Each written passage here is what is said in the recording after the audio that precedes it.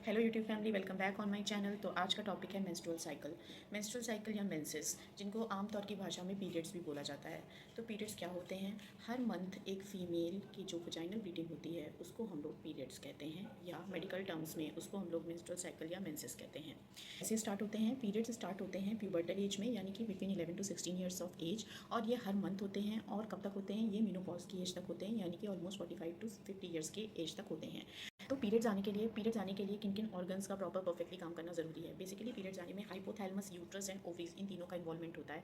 तो basically hormones जो होते हैं वो हाइपोथैलेमस से जनरेट होते हैं और वो ओवरीज पे ऐड करते हैं, यूट्रस पे ऐड करते हैं, जिसकी वजह से पीरियड्स आते हैं। तो बेसिक मैकेनिज्म इसका ये होता है कि हार्मोनल्स के अप एंड डाउन की वजह से यूट्रस की जो लाइनिंग है वो थिक होती है हर मंथ के शुरुआत में, और ओवरीज में से एक एग रिलीज होता है। ओवरीज में से जब एग रिलीज होता है तो अगर उससे स्पर्म मिल जाता है तो फिर प्रेगनेंसी हो जाती है, और वो जो थिक लाइनिंग होती है उसके ऊपर प्रेगनेंसी इंप्लांट हो जाती है। और अगर स्पर्म नहीं मिलता है, प्रेगनेंसी नहीं होती है, तो हर महीने वही जो यूट्रस की लाइनिंग थिक हुई थी वो शेड हो जाती है और वो पीरियड्स के फॉर्म में निकल के आ जाती है। तो बेसिक मैकेनिज्म पीरियड्स का ये होता है। अब पीरियड्स के साथ साथ और भी क्या सिम्टम्स होते हैं जिनको कि हम प्री मेंस्ट्रुअल सिम्टम्स कहते हैं? कि आपको ब्लोटिंग हो सकती है, ब्रेस्ट टेंडरनेस हो सकते हैं, मूड स्विंग्स हो सकते हैं, इरिटेबिलिटी हो सकती है, बहुत ज़्यादा खाने का मन कर सकता है, हो सकता है किसी किसी को नींद ज़्यादा आए, हो सकता है किसी को नींद ना आए, डायरिया हो सकता है, किसी किसी को हेडेक बहुत सीवियर हो सकता है, किसी किसी को बॉडी में पूरे क्रैम्प्स आ सकते हैं। तो these are premenstrual symptoms.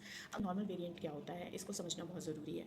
मतलब कि पीरियड्स हम कब कब बोलेंगे कि अभी तो मेरे पीरियड्स नॉर्मल है, इसमें कोई प्रॉब्लम नहीं है? इसको हम ऐसे बोलेंगे, अगर आपके पीरियड्स 24 टू 38 डेज़ के इंटरवल पे आते हैं तो it means it is normal. इसको हम ऐसे नॉर्मल लैंग्वेज में समझ सकते हैं कि माना आपको आज इस महीने आपको 5th को पीरियड आए और नेक्स्ट मंथ फिर आपको 11 और 12th को पीरियड आते हैं, तो ये भी नॉर्मल है। या इस महीने आपको 5 को पीरियड्स आए और नेक्स्ट मंथ आपको फर्स्ट को ही पीरियड आ गए, तो ये भी नॉर्मल है। यानी कि 24 टू 38 डेज़ का वेरिएशन अगर दो पीरियड्स के बीच में होता है तो ये नॉर्मल है। और ये कैलकुलेशन कब से किया जाएगा? First day of this month to first day of next month of periods, इससे हम इसको कैलकुलेट करते हैं।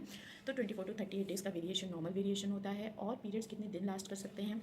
पीरियड नॉर्मली जो होते हैं ये एक से 2 दिन से लेके 8 डेज़ तक भी अगर होते हैं तो ये नॉर्मल है। मतलब अगर किसी फीमेल को 2 दिन के पीरियड्स हो रहे हैं तो वो भी नॉर्मल है, और किसी फीमेल को अगर 8 दिन के पीरियड्स हो रहे हैं तो वो भी नॉर्मल है। ऑल्सो कितना वॉल्यूम, मतलब कितना अमाउंट अगर ब्लड आता है तो हम उसको नॉर्मल बोलते हैं। तो क्लिनिकली अगर इसको डिस्क्राइब करें तो 80 ml तक बोलते हैं कि अगर पीरियड होते हैं तो वो नॉर्मल है। इससे अगर किसी भी पर्सन की इमोशनल, फिजिकल, मेंटल हेल्थ सफ़र नहीं कर रही है तो फिर वो नॉर्मल है। और अगर उसको 80 ml से कम ही ब्लीडिंग क्यों ना हो रही हो, बट उसको फिजिकली और इमोशनली उसको बहुत डिस्टर्बेंस हो रहा है, या जितना उसको हो रहा था उससे ज़्यादा हो रहा है, तो इसको हम एबनॉर्मल कहेंगे। ठीक है? तो